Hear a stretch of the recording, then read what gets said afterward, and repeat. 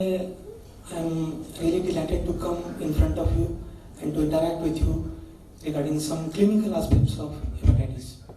It's a very common clinical condition which we see in our day-to-day clinical practice, and there are so many myths regarding practices, what drugs are to be written, how to diagnose, how to approach, and what would be the clinical scenario in the coming years and coming decades, which will be actually we want to face this situation.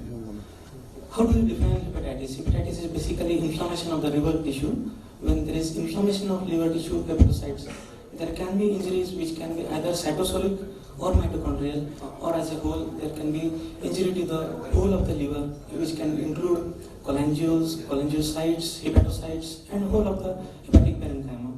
It can be either acute or chronic.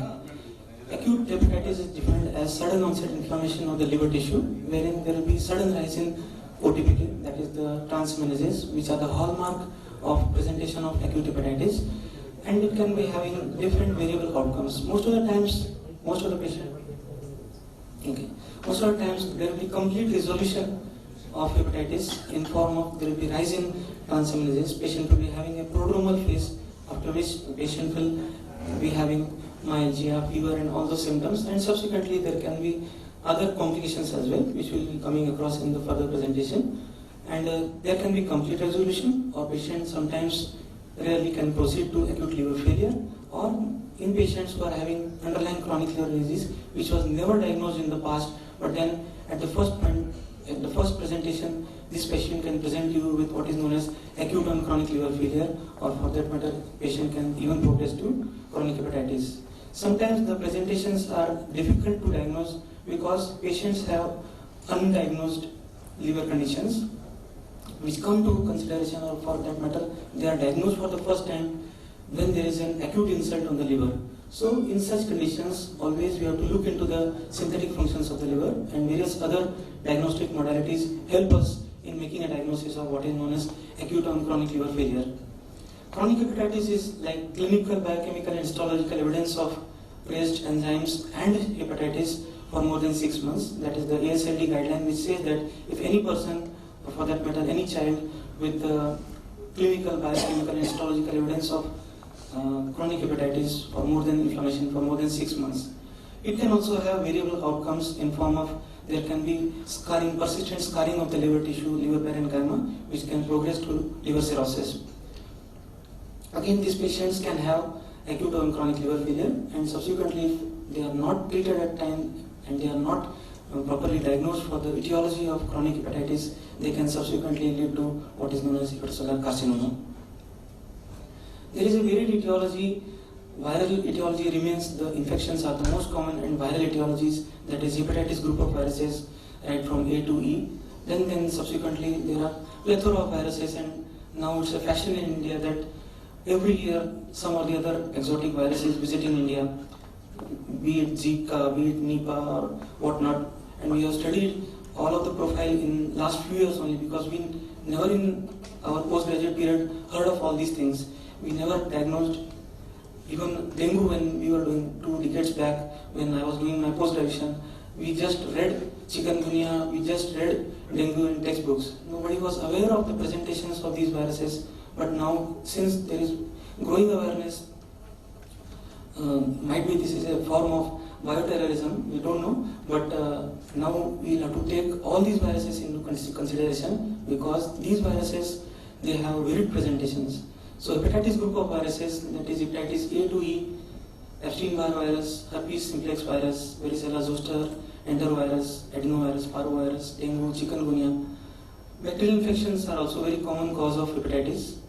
There are various plethora of parasitic infestations, and also now we are diagnosing nowadays, when we see hepatorenal pathologies and hepatorenal involvements, we are now more and more diagnosing leptospirosis, scrub typhus as well. And we should always keep in mind, whenever there is hepatorenal involvement, we should always give thought about malaria and all those things which we have been thinking about usually in our clinical practice. So we should, if a patient is not responding clinically to antimalarials, diagnostic tests are not supporting the diagnosis, patient is deteriorating, think about malaria and all those things, think about scrub typhus, think about leptospirosis, various other rickettsial infections. which are now we are commonly diagnosing in our clinical practice. Beyond the infections, it is usually autoimmune hepatitis, systemic lupus erythematosus, Wilson's disease. NFLD will be a growing menace in coming years and is the most common cause of liver disease in pediatric and adolescent population in the United States of America. Drug and toxins are obviously one of the most important age-old problem which we have been facing. Usually these patients would present to us with what is known as the prodromal symptoms. Patient will have flu-like symptoms, myalgia. Subsequently they'll enter into the what is known as icteric phase when they develop yellow discoloration of eyes and urine. Nausea and vomiting, usually there have been various studies which have been done regarding the cause of nausea and vomiting in patients with hepatitis, which have shown that there is electrogastrographic studies have shown that there is enteroduodenal incoordination which actually leads to vomitings and nausea in these patients. So pumping prokinetics in these patients would not help. Giving domperidone, giving Reglan would not help in these patients. You have to ask your patient to be on a liquid diet initially, and then subsequently when his diet improves, then only they will be able to tolerate solid food. They have decreased appetites, they have right hypochondriac or epigastric pain, but then if these patients they have persistent pain, prolonged back radiation, prolonged pain and pain radiating to the back, then always think of associated involvements, because in hepatitis A and hepatitis E, sometimes you get acute pancreatitis in association with hepatitis. Sometimes, as you know, that gallbladder is just lying in the gallbladder fossa, just beneath the liver. They have contiguous spread of infection, and these patients may have some element of cholecystitis, so they can present to you with right upper quadrant pain, even pain radiating to the right shoulder. So all those patients, if they have passed their prodromal phase, they are in their acute hepatitis stage, but still their pain and vomiting is persisting, especially if epigastric pain with back radiation, you should always think of underlying pancreatitis and always order for an MRI and labs. Echoleric stools is classical presentation when the patient enters into the cholestatic phase, that is the cholangiocytes and intrahepatic biliary radicals, they get occluded by bile plugs, and then subsequently there is poor secretion of bile into the duodenum, so these patients will have echoleric stools. Patients also have itching. So how do we approach when a patient comes to us? When you are diagnosing a case of acute hepatitis, the routine markers and routine parameters which are to be ordered in your clinical practice are usually complete blood hemogram, then subsequently liver function test, which includes bilirubin, and look into the synthetic functions of the liver as well. Always order for a complete liver profile. Never just advise SGOT, SGPT or bilirubin. You should always advise complete liver panel, which includes bilirubin, SGOT, SGPT, alkaline phosphatase, 5-nucleotidase, LDH, and gamma GT. Sometimes they also include prothrombin time, which is also an important marker of synthetic functions of liver. SGOT, SGPT don't have any linear relationship with the synthetic functions of the liver. It is only thrombocytopenia and albumin and prothrombin time. These are the three important markers which would tell you. We have diagnosed patients of underlying chronic liver disease on basis of just patient presenting with subtle lower limb edema and coming to us with thrombocytopenia, which was not diagnosed in the past. So thromboprotein, which is produced only by liver and not any other tissue of the body, is basically a very sensitive marker of early detection of underlying chronic liver disease. A very subtle thrombocytopenia should always prompt you to look into underlying chronic liver disease in every patient, because in patients of a chronic liver disease or for that matter established cirrhosis or chronic liver disease, these patients have portal hypertension, they have large spleens, so there is pooling of blood, but that happens very late in the illness. But early, without portal hypertension, without large spleens, if patient is having thrombocytopenia, it's basically due to poor production of thrombopoietin from the liver, and it's a very early marker to diagnose underlying, especially hepatitis C, which is to be taken into consideration. When you are seeing a patient of chronic hepatitis, then the panel of investigation which we usually undertake is usually a surface antigen, then hepatitis C, hepatitis D, autoimmune markers, and workup for Wilson's disease, that 24-hour urinary copper, KF ring, and serum ceruloplasmin levels, and ultimately, if not diagnosed by that, ATP7B gene mutation studies. Why not HBCG for acute hepatitis? Obviously, IgM and HBC we have written because that is the acute marker. HbA1c is done as a routine markers nowadays in liver function profiles. So if you want to diagnose that it is an acute hepatitis B, IgM and HbC will tell you M antigen against the core antibody. But there is a window where the IgM and anti-HBC disappears, but the HBC still persists in case of acute hepatitis, especially after 2 or 3 weeks. Right. So that is why you always investigate and order for HbA1c, IgM and HBC, sometimes also IgG and HBC to rule out chronic past infection as well. Liver function tests, as I told you that SGPT ALT is a cytoplasmic enzyme, and when there is direct cytopathic injury to the hepatocytes, then these patients have gross elevations of transaminases, that is SGPT is more than SGOT. And the current recommendation by American Association for Study of Liver Disease, which is the prime body which formulates guidelines for management of most of the liver diseases, and we usually follow ASLD. Otherwise, there are many other parent bodies like EASL, European Association for Study of Liver Disease, Asia Pacific Association for Study of Liver Disease. But for all practical purposes, we use recommendations of ASLD. Although they have work on Caucasian populations, they have Hispanic population, they have mixed population from Asia as well. But then, for all practical purposes, we are using ASLD guidelines in our clinical practice.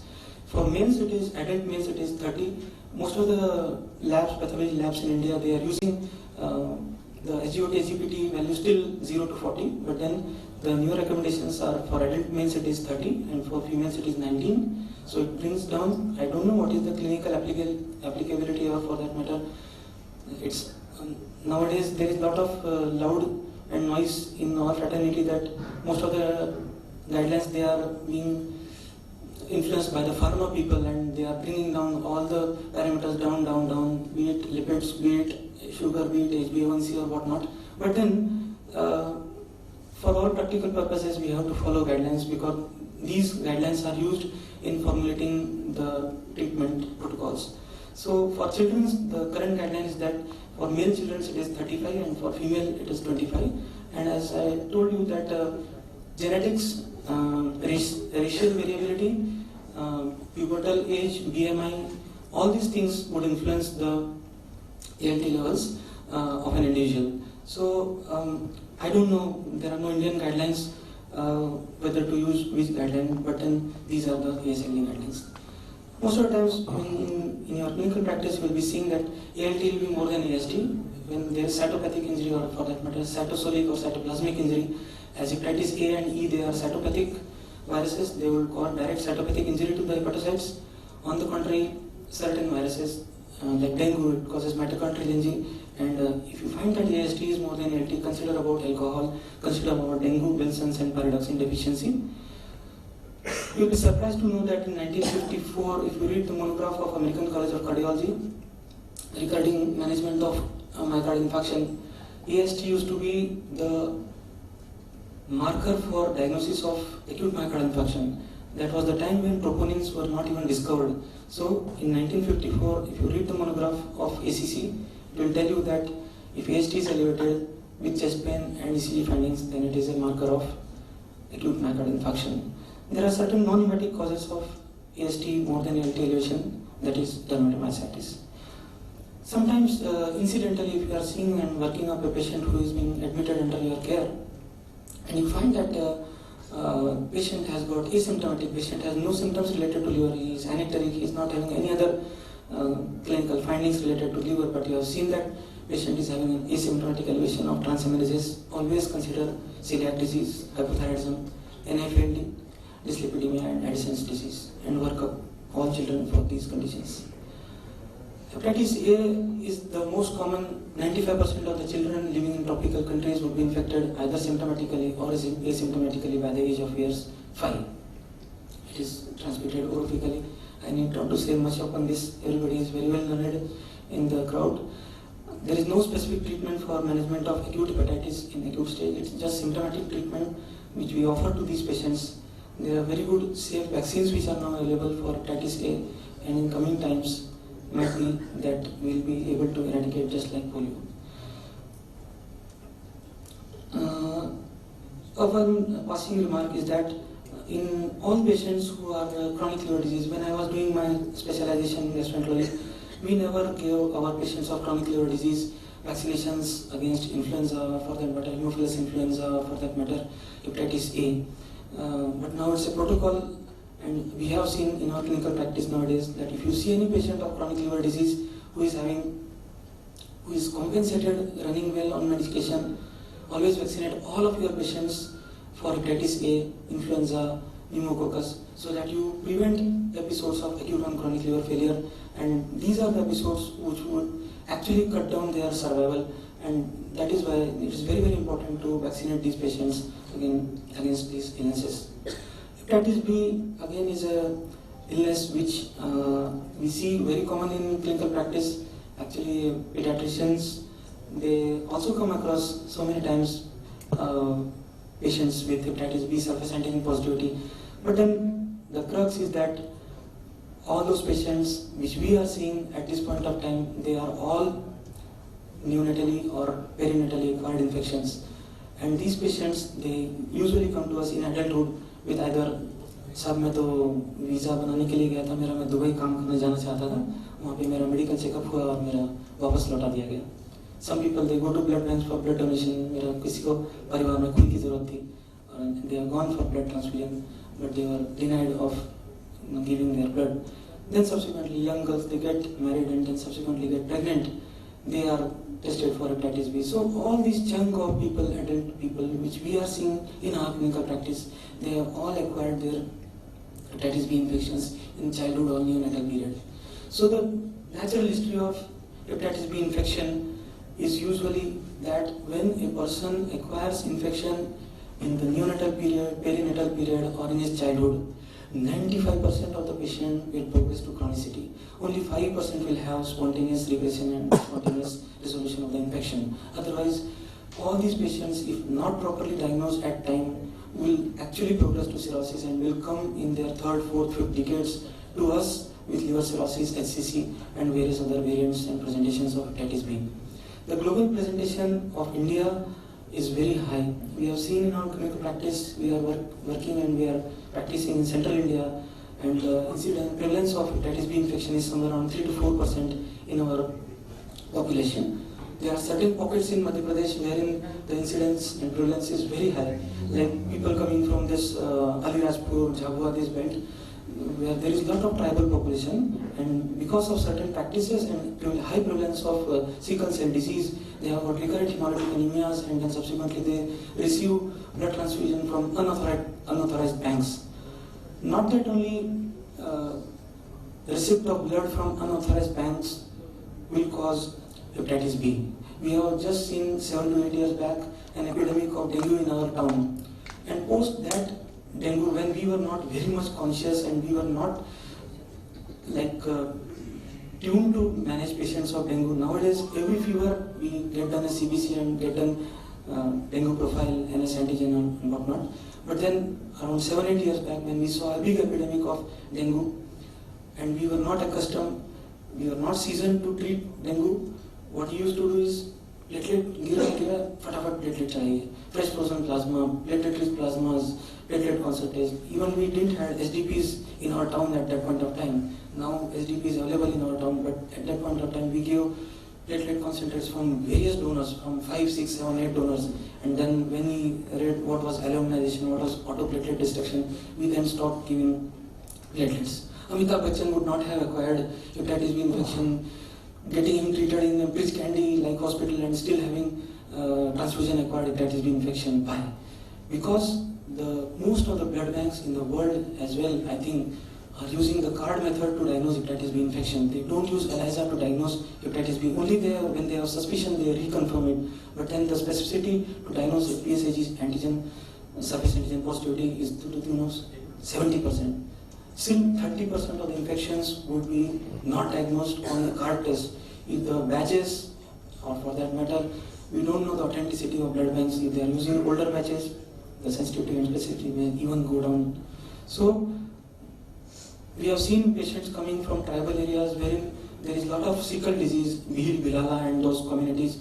They have got a lot of sickle cell disease. They get blood transfusion from these unauthorized blood banks, and there is high incidence of hepatitis B. Then they have the traditional practices of body piercing, tattooing, and whatnot, which are also responsible for a high incidence of prevalence of hepatitis B in this community. On every forum of hepatitis, this study is always revealed. This is known as the REVEAL study. It's a landmark study in the field of hepatitis B, which has shown that if there are high serum HBV levels, the risk of progression to cirrhosis and risk of progression to hepatocellular carcinoma is very, very high. So just for your updation, I told this study. It's a very important and a landmark study in the field of hepatitis B. In a perinatally acquired infection, almost 95% of the patients would progress to chronicity, and it is said that around 25 to 50% of the children are infected between the ages of 1 to 5 years. Everybody knows what are the modes of transmission, and symptoms are again same as that of an acute hepatitis of any other origin. Chronic hepatitis is classically defined as elevation of presence of HBV surface antigen, elevation of transaminases, and presence of histological evidence of necroinflammation of the liver.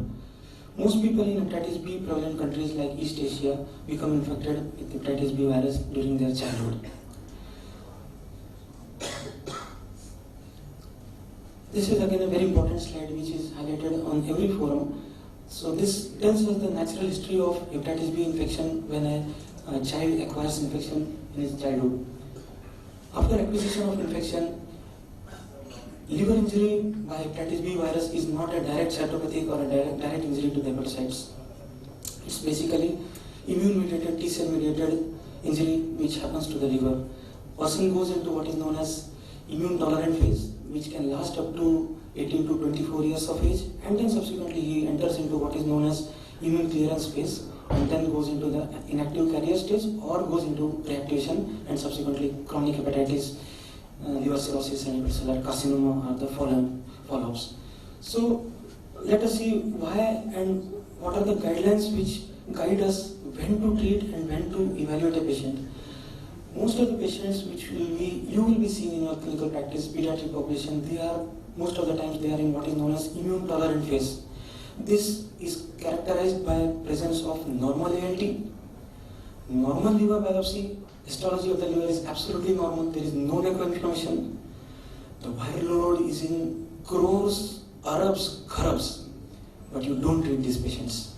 Biopsy is generally not indicated, but there are studies wherein they have done biopsies in the immune tolerant phase and histology is absolutely normal. Now you question me, why not to treat this patient when the liver is supple, liver is absolutely healthy, there is no necroinflammation, he has got a very high viral load, and then you say he is E antigen positive, why not to treat this patient at this point of time? So there is a very beautiful work on this, that why not to treat, because we don't have an effective medication. The whole culprit is we don't want eradication of virus from the peripheral blood, or we don't want to eradicate viremia from the blood. It is the cccDNA that is the main culprit in hepatitis B infections. It is the covalently circular DNA which has a peculiar capacity to get incorporated into the human genome by the act of splicing. It splices the human genome and gets incorporated into the human genome, which is known as insertional mutagenesis. And until unless we don't have an effective medication to hit the virus into the genome, or for that matter, it hits the virus into the genome of the human genome, we will still be lacking for a complete and a radical cure of hepatitis B. So you can control, you can suppress, but you cannot eradicate. Normally also in normal general population, the normal disappearance value, disappearance of surface antigen is 1 to 2% per year. Like if you are seeing 100 patients of hepatitis B today, 1% out of that 100 lot will be losing his surface antigen. It does not mean that he is cured or is absolutely normal now. The virus is still inside his virus, in his hepatocytes. So you cannot label or you cannot certify. So for that matter, if any person, many times they come with me, मेरे पास 6 साल पहले की report है, hepatitis B surface antigen positive था, आज मैंने कराया negative है, तो क्या मैं पूरी तरह ठीक हूँ? No, you are not. You will harbor virus till your lifetime. So what are the important indications for these persons? They cannot donate organs, they cannot donate blood, even if they are non-viremic, means they don't have blood in their virus in their blood, but they will not be able to donate blood, they will not be able to donate their organs. If unfortunately they require steroids, if they require immunosuppressants, if they require chemotherapy in their future life, they will always be given preemptive therapy with antiviral drugs. So any person who loses his surface antigen still cannot be labeled as completely cured. You cannot put a label of completely cured on any patient who is surface antigen positive at any point of time in his lifetime. So immune tolerant phase is the phase, the day we will discover, or scientists will discover a drug which will hit the cccDNA in the human genome. That will be a time when we will start treating patients in this phase. That is the immune tolerant phase. So by the time we don't have drugs for it, how to follow? So just keep close watch on these patients when they are in their immune tolerant phase. Don't be afraid of the quantification or quantity, be it in Arabs or whatnot, n number of viruses. Don't be afraid of virus. Just look for the benchmark is necroinflammation, AST and ALT values. If the patient is deteriorating, if his ALT and AST values are deteriorating, then you intervene. That is the point of time when you should ask your patients to get a liver biopsy, to look for necroinflammation, and then subsequently treat these patients with effective antiviral drugs. Similarly, when the patient enters into what is known as immune active or immune clearance phase, these patients will show some element of necroinflammation, and then you need to intervene, keep on observing these patients for presence of ALT elevation, and then subsequently at the age of 18 to 24, these patients may have what is known as either spontaneous reactivation followed by complete resolution of infection, or these patients may enter into what is known as either inactive carrier stage or chronic hepatitis. So that period might be at that point of time these patients will not visit your clinics but will come to an adult clinic. So, but still you have to observe these patients at up to 18 years of age, which is your domain, and you have to see these patients during that period of time for presence of underlying necroinflammation, or for that matter if they show subtle signs of hepatic decompensation. Diagnosis is usually based on the serum DNA test. We quantify the test. There is no role of genotyping. The treatment of hepatitis B is not genotype based. There was when there was an era when we used pegylated interferon for management of hepatitis B. At that point of time, there were some studies which said that quantifiable HbA1c for 2 log fall in initial 6 months would give good results. But then now we never quantify surface antigen in our clinical practice. Liver biopsy always remains the gold standard, and some surrogate tests like fibroscans are now used in our clinical practice to look for underlying fibrosis in clinical practice, which are non-invasive tests.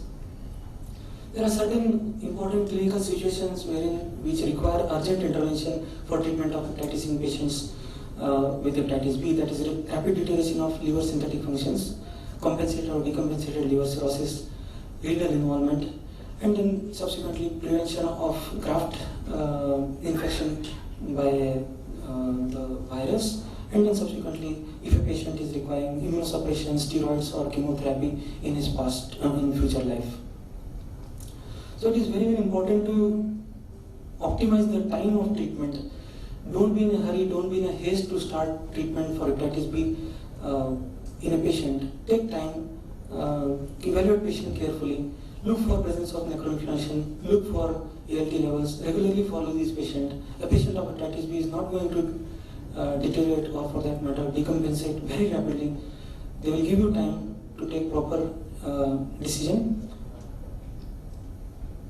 So this cartoon tells us that when we delay the treatment, if we are not properly evaluating the patient in immune clearance phase, then what happens? These patients would have high propensity to enter into hepatocellular carcinoma and liver cirrhosis. On the contrary, if the patient is having acute ongoing hepatitis in the immune clearance phase, this is the time when we treat, so the incidence of hepatocellular carcinoma is low. There were various therapeutic options in the past, and now newer drugs are also coming up, but not too much in pipeline in India. They are still in research. Lamivudine was one of the time-tested drugs. When I was doing my post-graduation, it was the only available oral drug for management of hepatitis B. But now there's a black box warning. You should not give Lamivudine to any patient for practical purposes, we have stopped writing lamivudine just because of high incidence of resistance, up to the tune of 50% at the end of 1 year. If you give lamivudine for 1 year, the incidence of IMDD mutants is to the tune of 15%, which is very tedious job to treat these patients. IMDD mutants, they will require double dose of entecavir, would require prolonged therapy, and the cost and side effects will also be more. So don't use lamivudine until unless you have, if you see a patient, I use practically in my clinical practice nowadays lamivudine, only a patient of hepatocellular carcinoma, multicentric disease, inoperable, not willing for transplantation, no options available. I just give lamivudine and sorafenib to these patients. Why? Because that patient is not going to survive for 6 months. Even if I add 3, 4, 5, 6 months to his residual age, that will be great on my part. So just to reduce the level of viremia and to salvage the functioning liver, I give lamivudine to such patients. A poor patient coming to a government hospital, not affording 30 rupees tablet of entecavir per day. These are the candidates wherein you can, and then survival is not more than 1 year. I use lamivudine only in such patients nowadays, and we have practically stopped writing lamivudine to our patients. Adifovir and tenofovir are newer drugs, but adifovir again very high resistance rates. We have again stopped writing adifovir. Tenofovir alafenamide is a newer drug which is on block, and it's showing good promises with good clearance rates, very low resistance rate, somewhere around 1.2% at the end of 10 years. And but still it is labeled and to be used only in children about 12 years of age. Entecavir can be used about 3 years of age. Interferon alpha is the only approved drug which can be used about 1 year of age. There is no antiviral drug which is approved by US FDA to be used less than 12 months of age. The response rates to interferon alpha are to the tune of around 30 to 40%, and it's again an immune phenomenon. It's not a direct cytopathic agent, and practically now the world is moving towards interferon-free regimens with availability of good nucleosides and nucleotide analogs, and for hepatitis C directly acting agents. Now we have practically used not using interferon in our clinical practice for management of hepatitis B. Nucleotide analogs and nucleoside analogs, that is the tenofovir, entecavir, and now recently the tenofovir alafenamide. These are very good drugs which have got very low resistance, high resistance to genetic barrier. That is, we have experience now of using entecavir for more than 10 years, a decade, and the resistance rates are only 1.2%. So the most important thing when you are choosing an agent for management of hepatitis B is that it should have very low resistance levels, a high barrier to genetic resistance.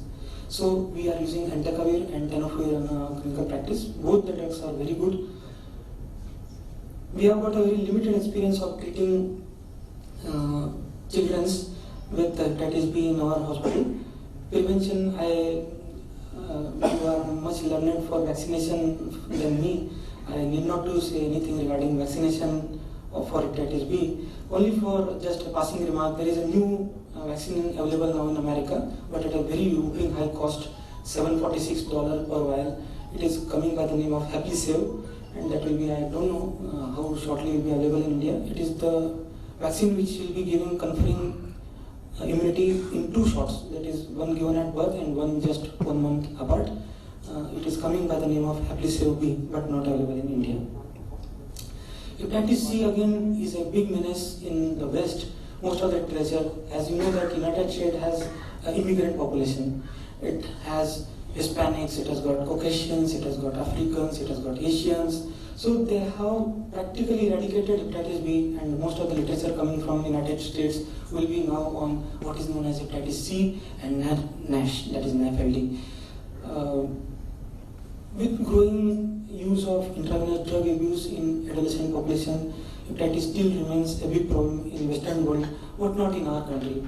We have got a very small experience in our clinical practice. Dr. I don't know whether she is here. Dr. Prachi Chaudhary happens to be the director of bone marrow transplant program in our hospital. We have got an experience of around 3 to 4 patients wherein we had given a combination of velpatasvir with sofosbuvir in patients who were contemplated for bone marrow transplantation, and prior to immunosuppression we had given them a combination of velpatasvir with sofosbuvir, and we have got gratifying results, and all these 4 patients have been successfully now transplanted.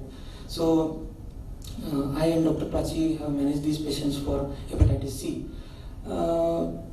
Again, hepatitis C in India is not a big problem. They are usually seen in all those children either who are on hemodialysis or all thalassemia patients who are recurrently requiring blood transfusion. And then again, same, if a company, if a blood bank is using good authentic kits to diagnose hepatitis C, then why should our children, or for that matter, why should our population should acquire transfusion-acquired hepatitis C? So this is all a big matter of debate, but then still we have to work.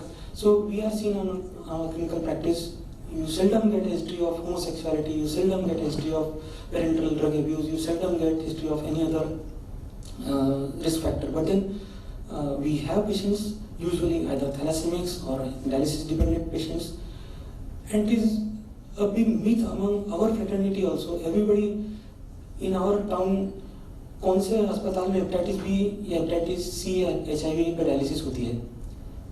अब वो dialysis machine never transmits infection. It is only the culprit is the person who is washing the dialyzer and the tubings of the patient. The problem is at the end of washing. It's not the dialysis machine. Dialysis machine need not to be for HIV different, for hepatitis B different, for hepatitis C different, for normal population different. There is no such protocol given by International Society of Nephrology. The transmission of and hemodialysis acquired infections of hepatitis B, C or HIV, they are usually at the end of the worker who is working at the unit. They have a common washing area wherein they are using single glove and they are washing the tubings, washing the dialyzer of a person who is hepatitis C positive. They don't remove the gloves. They will be doing and washing the dialyzer and tubings of a normal person, and that is the point where the dialyzer gets infected. It's not the machine. And we are keeping on searching किस अस्पताल में सब HIV के positive patient की dialysis हो जाएगी, किस अस्पताल में hepatitis C. There is no such protocol in the world. WHO can actually take action on us. No hospital, no dialysis unit can deny that we cannot do dialysis of a hepatitis B patient or HIV patient or HCV patient. So this is a big myth amongst our own fraternity that the transmission is by dialysis machine. It's never the dialysis machine. It's the worker who is working at the washing area. So what is important is hepatitis C will present to us with extrahepatic manifestations as well, renal involvement, cryoglobulinemia, rashes, and various other. There is a long list of presentations of hepatitis C, and that is why we have to take into consideration. There are certain class of drugs which are known as directly acting agents: sofosbuvir, ledipasvir, ribavirin, declatasvir, and velpatasvir. These are the 5 drugs which are now available in India for management of hepatitis C. The world is moving again towards interferon-free regimen at this point of time. What is most important in hepatitis C is that it's a silent killer. I acquire infection today, I'll be developing cirrhosis 40 years down the line. So I have got 4 decades with me to prevent hepatitis C infection and progressive damage to liver. So we have got long, not that today you have acquired hepatitis C and you will develop liver cirrhosis or hepatocellular carcinoma in a month. It gives 4 decades. If you see the natural progression and natural history of hepatitis C virus infection, this virus gives 4 decades for its complete manifestation. So any person who has got hepatitis C infection for that matter, irrespective of his presentation, irrespective of his level of necroinflammation, level of fibrosis, level of compensation or decompensation of liver disease, if you offer him antivirals or directly acting agents, he is going to improve.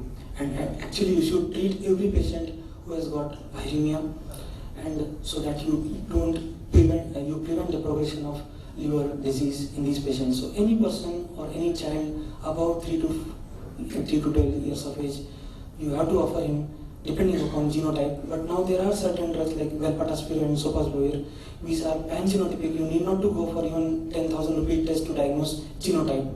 Just do the viral load at the baseline, and then subsequently you can put these patients on combination therapy with velpatasvir if you have financial constraints. So velpatasvir is the drug which is now approved for pan-genotypic coverage. It will work on all genotypes 1 to 6. Hepatitis E is a major etiology of acute viral infection in pediatrics. Sorry to interrupt. What is the cure rate for hepatitis C? With directly acting agent is somewhere around 80% now. With interferon, it's somewhere around 40 to 60%. Hepatitis E is a major etiology of acute viral hepatitis in pediatric population, and it's again a very mild and self-limiting disease, but sometimes can also lead to acute on chronic liver failure and acute liver failures. There is no specific treatment again for hepatitis E, but then in certain situations, few anecdotal reports and few case reports have shown that if a pregnant lady in her third trimester is having deranged prothrombin times INRs and she is progressing towards acute liver failure, sometimes people have used but not used FDA approved for management of hepatitis E in pregnant females. I don't know, I don't have any data regarding usage of antiviral drugs in hepatitis E in children population, pediatric population. Hepatitis E vaccine is again on the block. Phase 3 trials are almost now completed. Studies from Nepal and India are complete, and probably hepatitis E vaccine will be shortly available for clinical practice as well. Autoimmune hepatitis is an immune-mediated liver injury which we see in our clinical practice, and it is characterized by, most of the times, the patient will have other related phenomena like joint pains, thyroid involvement, and various other autoimmune features, wherein we suspect, after ruling out all other possible etiologies, taking up for various parameters and biochemical parameters, to look for presence of ANA, anti-SMA, anti-LKN1, and ultimately, subsequently, liver histology, which is the hallmark to diagnose. There can be various overlap syndromes as well, but I don't have any clinical experience of what is the incidence of other cholangitis and cholangiopathies in pediatric population. The four parameters which usually are helpful in making a diagnosis of autoimmune hepatitis, presence of an autoantibody, IgG levels are high. Classical lobular interface hepatitis, which is the hallmark of autoimmune hepatitis, is seen in most of the patients, and we rule out all other possible etiologies. Usually the treatment is started with prednisolone and then subsequently maintained on azathioprine and newer immunomodulator drugs.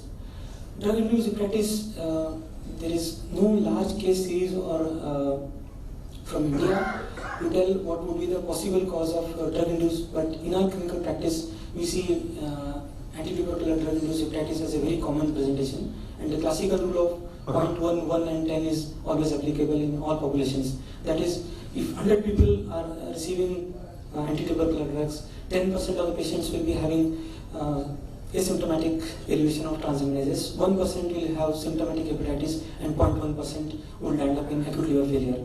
So that always stands. Pyrazinamide, INH and rifampicin are the three main culprits which are usually we stop and then we use.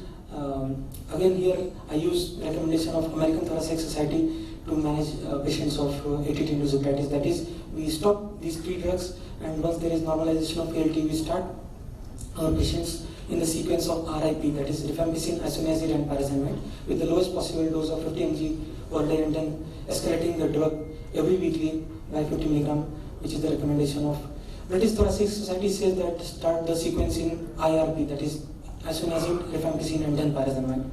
But in my clinical practice in adults, I practically don't give pyrazinamide subsequently when any patient has experienced an episode of drug-induced hepatitis. I maintain these patients on rifampicin and isoniazid, and then put these patients on quinolones and along with that ethambutol. If you suspect that this patient will be requiring prolonged therapy, then a newer drug called bedaquiline is an anti-tubercular drug which is having good safety profile regarding liver enzymes, can be started, but the cost of therapy is 4 lakhs rupees, but is available in Manorama TB hospital free of cost to all those patients.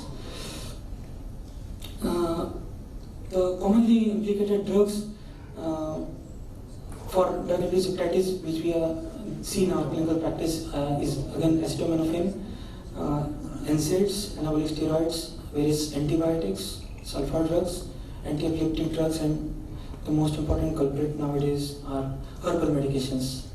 The risk factors are underlying. Again, many patients come to us in adult population. I don't know regarding pediatric population, but we see in our clinical practice people going to Ayurvedas and all those group of drugs, wherein they are given Ayurvedic preparations and then they come with hepatic decompensation, renal decompensation. So these patients, they have underlying chronic liver disease, but they come to clinical consideration, or first they come to our clinical notice when they have decompensation, when they use all these hepatotoxic drugs.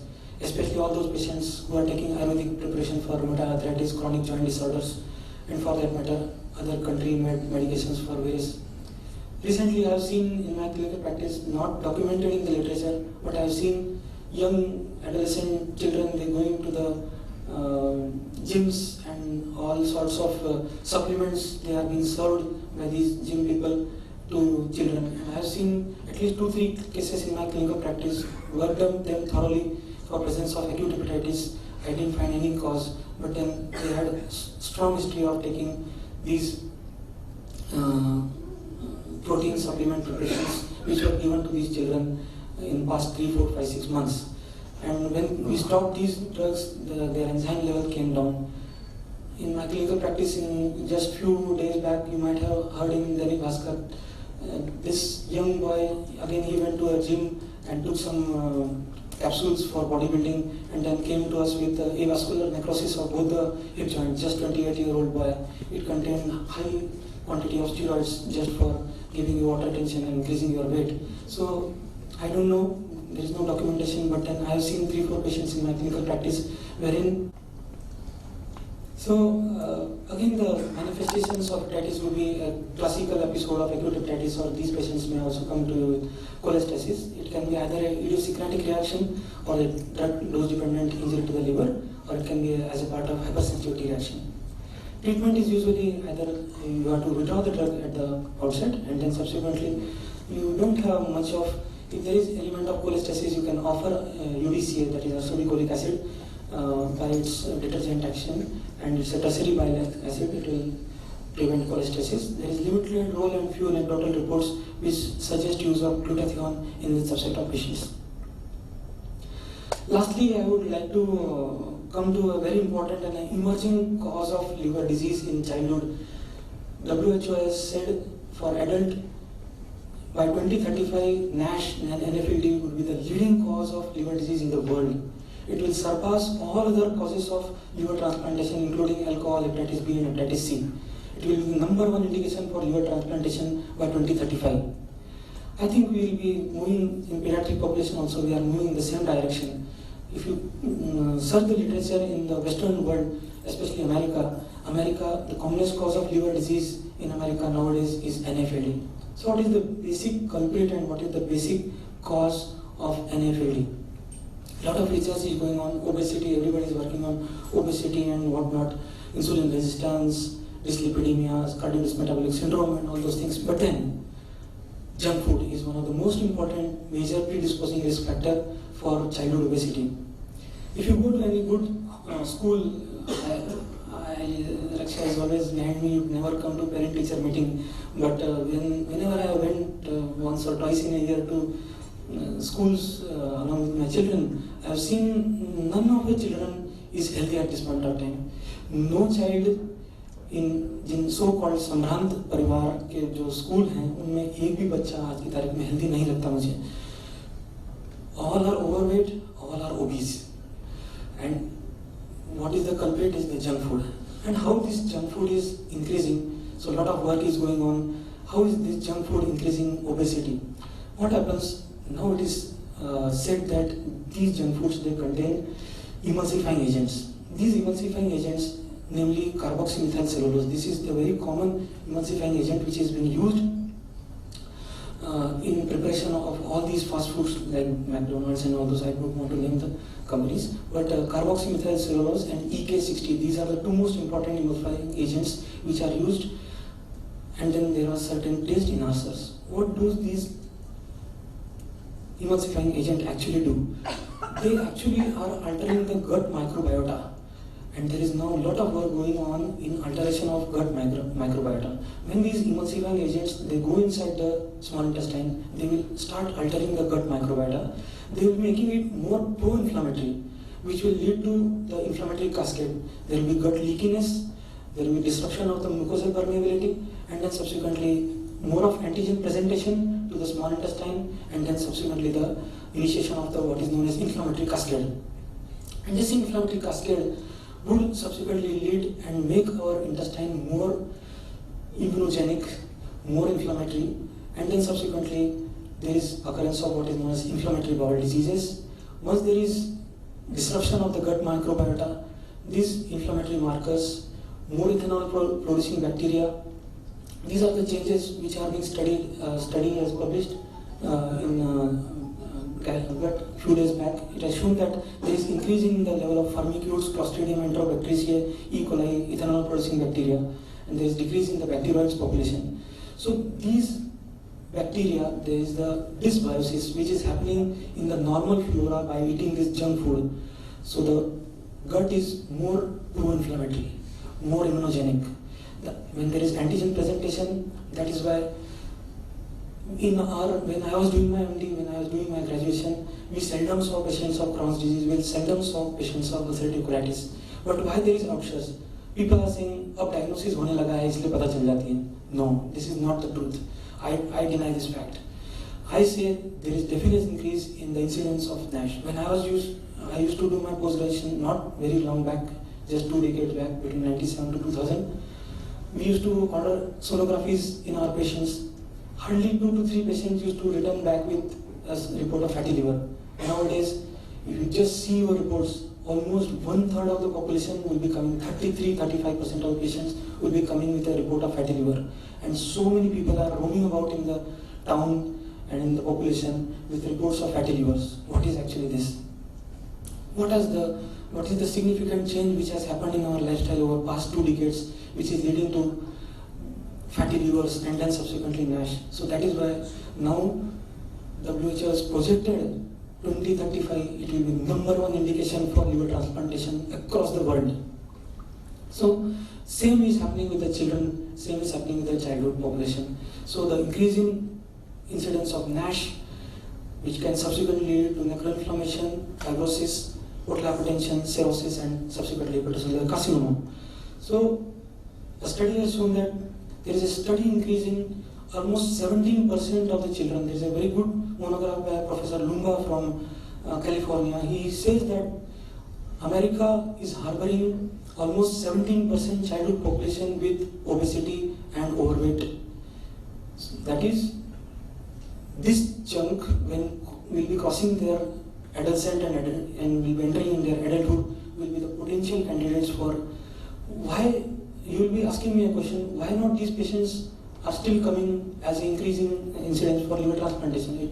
NASH is an indication for liver transplantation at somewhere around 8th or 9th rank. But then the major mortality causes at this point of time for this group of patients is cardiovascular mortalities and cancers. Liver disease is third, but in coming times when we are treating coronary artery disease and cerebrovascular accidents and malignancies, liver disease will come up, and then subsequently these patients will be requiring more and more consideration of their liver diseases, and transplantation will be more common in this subset of patients. There is a very good actual natural history and prevalence. It is very difficult to find out in such conditions, that is NASH. You cannot ask your pediatric population with a OTPT of 70-80 to undergo a liver biopsy. Most of the parents would deny for a liver biopsy. So many surrogate markers have been now proposed, like adiponectin levels, HOMA-IR, that is the insulin resistance model for assessment of insulin resistance, adiponectin levels, leptin levels. 2 of my residents, they are working on this. We are doing thesis with this. But then in pediatric population, gold standard would still be liver biopsy. How many patients would actually submit themselves for liver biopsy? If you ask a parent that is having an OTPT of 60-70, I don't know, even a single patient would give you consent for liver biopsy. So there should be various surrogate markers, and how do we actually follow these patients? So it is very difficult henceforth to find out the actual prevalence and incidence of NASH at this point of time in the general population. So a very good study called San Diego study was done in America, which did autopsy studies, means 742 children who died some unnatural death or in trauma or accidents, they were subjected to liver biopsy and liver autopsy studies. and it showed that there is incidence of almost around 20%, 20 to 25% incidence of fatty liver and NASH in this subset of population up to 18 years of age. So this San Diego study is one of the most important landmark study in the field of NASH from America. Similarly, in adult, there is one study when there was in Canada one air crash, and they all deceased were subjected to liver biopsy, and then they found out what was the actual incidence. But in adult there was, and people living in Canada, most of them would be taking alcohol. You don't know what was the actual quantity of alcohol they took. But depending upon the differences between the histological changes in alcoholic liver disease and pure hepatitis, and that is pure NASH, they were differentiated. There is a risk population like obesity, metabolic syndrome, type 2 diabetes, mellitus, acanthosis. Males are more predisposed. Hispanics, all South American population. If you go to southern states of America, that is Texas, wherein you find a lot of Hispanics, people coming from Mexico. All these Hispanics, they have high incidence of obesity, high, very, very high. Texas state has adult obesity to the tune of around 80%. If you go to city of Houston, you will find X-size showroom. You will not find clothing for a normal sized person. That is the state of affairs in Houston. I have seen places wherein they have got showrooms for X-size people only. They don't have normal showrooms in Houston.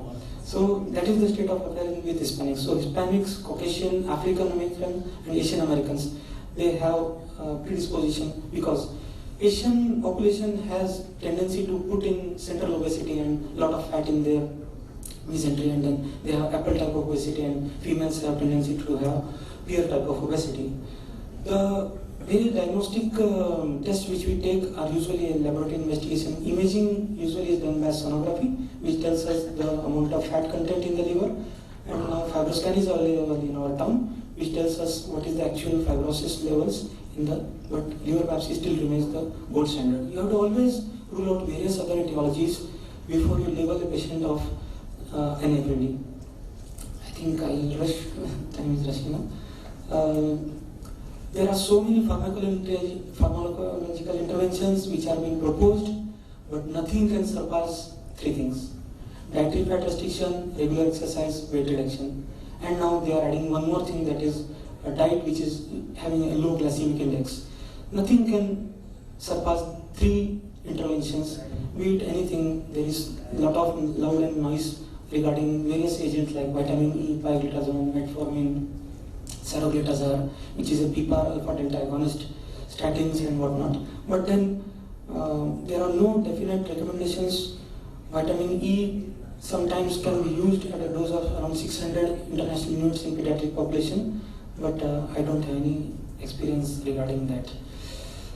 What would be the indications of hospitalization if a patient of hepatitis comes to you in your clinical practice? A patient who is having persistent vomiting or dehydration, altered sensorium, any patient who has got very deep jaundice, deranged PTINR, significant electrolyte imbalances, recurrent hypoglycemia, associated comorbidities, and immunocompromised status. These are the things which should guide you that which patient actually requires hospitalization during an episode of acute hepatitis. There can be some abnormal presentations of hepatitis in clinical practice. They can be either some patients will experience prolonged prodrome or prolonged pyrexia. The patients can have refractory ascites or effusions. Acalculous cholecystitis is an accompaniment of most of the infections. Pancreatitis is usually seen in patients with hepatitis A and hepatitis E. Acute relapsing hepatitis, which is seen in around 1.8 to 15%, is a very interesting and characteristic feature of hepatitis A, wherein the patient has an infection, patient has classical episode of acute hepatitis, which subsequently resolves, and after some period of time again has classical episode of prodrome, and so this is known as acute relapsing hepatitis, which is seen in patients of hepatitis A. Prolonged cholestasis is seen in up to 60% of patients with hepatitis E. Arthritis, vasculitis, cryoglobulinemia, Guillain-Barré syndrome, macrophage activation syndrome. We have seen 2 patients in last 1 year with this unusual entity which requires urgent because of high mortality rates. Coombs positive hemolytic anemia, aplastic anemia, and nephrotic syndrome. These are some unusual presentations you should always keep in mind when you are treating a patient of acute hepatitis. What is the dietary counseling you should actually give to your patients is that a high calorie diet is always desirable. Healthy food at regular intervals, substantial morning meal is always preferable, later meals in the later daytime, and maintain hydration of all these patients. There is, I don't know, but literature does not support, but my patients come back and they say that they have some preferential desire to take some sour fruits, which actually helps them and prevents nausea, but I don't have any scientific explanation for that. A traditional low-fat, high-calorie diet is acceptable in this community, and there is no accrued benefit of insistence on a low-fat diet. What are the safe antipyretics? There has been always a debate. If patient is having persistently fever in hepatitis, then it's always paracetamol, which is the drug of choice, which is to be given. It has been technically and scientifically proven that paracetamol up to the dose of 2 grams is safe in patients who have even decompensated chronic liver disease. We should always avoid use of other NSAIDs, especially aspirin. Tepid sponging for trivial elevations of temperatures is desirable, and role of addition of methionine, resmethionine and glutathione is not proven in any of the studies. What is the role of L-ornithine L-aspartate, which is a very common accompaniment of prescription which we see in our clinical practice, but then there is no role of L-ornithine L-aspartate in management of acute hepatitis. It is not even indicated in acute liver failure as a part of presentation of acute hepatitis, because the pathogenesis of acute liver failure and patient going into encephalopathy is entirely different from that of chronic liver disease. Ammonia hypothesis plays role only in chronic liver disease. There is astrocyte swelling in patients of acute hepatitis and acute liver failure. So the role of L-ornithine L-aspartate is questionable in patients with even acute liver failure secondary to acute hepatitis. It is indicated only in patients of chronic liver disease with grade 1 and grade 2 encephalopathy. Steroids are sometimes inadvertently used, I don't know why, but then they are indicated only in management of prolonged cholestasis of acute viral origin, and then obviously in autoimmune hepatitis. UDCA, Silimary and traditional drugs. These are again questionable. All prescriptions, I think, written in India, they would be having some or the other preparation containing UDCA or Silimary or some form of traditional drugs. But then they don't have actually definite beneficial role in clinical practice. Again, UDCA is used when patients have cholestasis, but there is no statistically significant role in management of acute hepatitis. Silimary is not indicated for routine use in hepatitis of viral etiology, but anecdotal reports substantiate their beneficial role in management of drug-induced hepatitis, but not approved by US FDA. Traditional drug, like I would not like to name that drug that is rampantly used. You will be surprised to know the national sales manager of that company came to my clinic. I said, I am an allopathic doctor, I cannot write Ayurvedic medication. He said, I am not here to promote that molecule, I am here for other brands. He said, that brand, can you believe, I should name it Live 52, which is the highest user of Live 52 in the world. Which country is the highest user of Live 52? France. So you will be surprised to know that Live 52 is marketed worldwide. France is the highest user of Live 52. They will never come to you to your clinics to promote Live 52. It's an OTC drug which every person can go and ask on the counter, and the chemist will give for management of hepatitis on their own. So OTC drugs have practically no role. But then traditional things, jhad food and all those things are so deeply rooted in our community that you cannot change the psyche of a person in a day or two. It takes generations to change your practices. Similarly, in India, even the so-called learned people would always take their children for jhad food. Few days back, an IAS officer's wife came to my clinic with her child having hepatitis. I managed her child, but जाते जाते उन्होंने पूछ लिया सब एक बार झड़वाना है क्या? So I never ask and outrightly retaliate. नहीं उसका कोई role नहीं होता. Don't say that. You see, if you hurt the ego of a person, he will always retaliate back. You ask him very politely. You don't know. Jhad food se bhi there might be some enkephalins and endorphins and good neurotransmitters which are released. Everybody knows that the container contains haldi beneath with a tuna overlying, and you just rub hands and that tuna water becomes yellow and person thinks that is Pilia has drained off in that water, tuna water. So it's all basically the psyche of a person. You might be having some release of endorphins and enkephalins or some opiate agonists which give him sense of well-being by doing that झाड़ फूक. But I tell them, करो झाड़ फूक, मुझे कोई लेना देना नहीं है, आप कराइए झाड़ फूक, but खाने को मत दीजिए बस कुछ भी. And people are very, हाँ सब खाने को नहीं देंगे. So that is the way you tackle your community, because you cannot change the psyche of a society, you cannot change the practices of a society in days, weeks, months or years. It takes generations and centuries, because these practices are centuries old. They are not days or weeks or months old. So never retaliate. Just ask your patient, don't take any medication or any drug orally. You can go for jhad phuk, no problem. So to conclude finally, symptomatic hepatitis should be approached very systematically for favorable outcomes. Asymptomatic elevations of transaminases need dedicated approach. This is a more complicated issue because a symptomatic person will always come to you, but asymptomatic elevations of transaminases would require more dedicated approach for diagnosis and management. With availability and effective widespread vaccination strategies, infective etiologies are going to come down in the developing countries, and then NFLD will be an emerging cause of hepatitis in coming decades for which we should be prepared. Thank you so much.